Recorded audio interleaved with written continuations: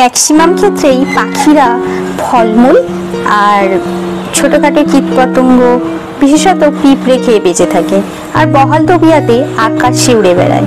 আর যখন সেই পাখিটাই মরে যায়, তার মৃতদেহটা কিন্তু ওই ছোট ছোট পিঁপড়েরাই খেয়ে সাফ করে।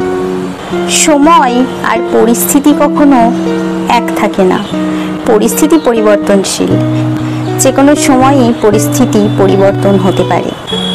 তাই জীবনে কখনো কোনোদিনও কোনো অসহায় নিরপরাধ মানুষের প্রতি অপমান, অবজ্ঞা বা আঘাত করতে নেই।